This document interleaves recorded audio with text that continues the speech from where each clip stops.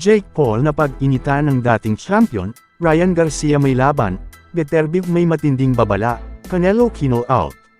Una sa mga maiinit na balitang sports na as per Jake Paul na umabot ng 60 million households ang nanood sa laban nila ni the baddest man on the planet Mike the Iron Tyson vs Francis Ngannou, na pinapalabas sa Netflix. In addition ay tumataginting na $40 million ang naibulsa ni Paul habang si Tyson ay nag-uwili ng $20 million.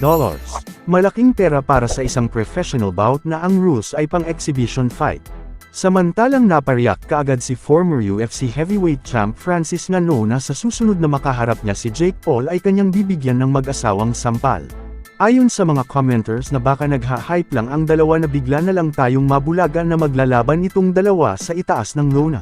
Sa ibang balita ay di nakitaan ng paglaki ng ulo si former 3-division champ Cuadro Alas nang dinumog na naman ito during sa last day ng event na car show na dinaluhan ng mga kilalang na vloggers. Spotted din ang isa sa mga sikat na content creator na most followed na Kapinpin Brothers na si Sergey B na may almost 6 million subscribers. Sa nasabing post ay napakomment si Casimero na sa pagkakaintindi ko ay patuloy lang sa pangarap until magkatotoo ang lahat basta samahan rin ito ng gawa.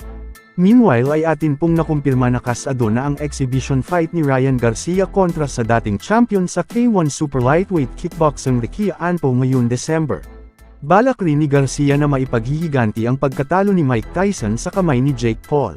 Kung sakaling matuloy at may palabas sa Netflix ay sigurado tayo na babasagin nito ang sariling record na 60 million households na sabay-sabay nanunood sa laban nila.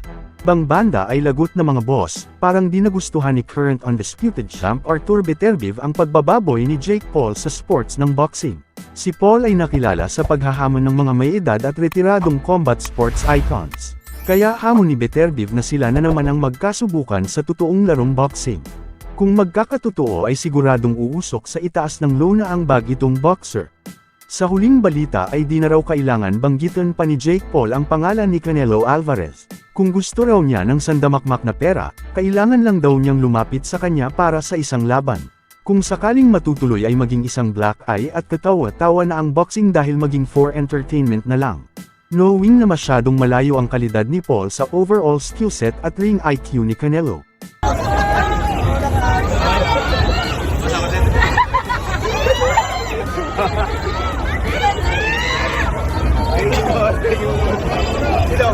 Alam mo ako na po muna nagrepresenta sa kanya dito Kasi nga nagwapo.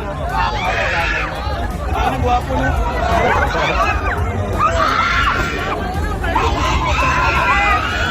Meanwhile para sa mga edad 18 years old and above na mahilig tumaya online ay you can earn as much as 12K bonus in your first deposit. Pwede kang tumalpak ng 5 pesos at manalo habang nanunood sa inyong mga paboritong sports like boxing, NBA, PBA, PBL at G-League games. Madali lang ang pag-deposit at withdrawal via Paymaya, GCash Direct, GCash QR at online banking.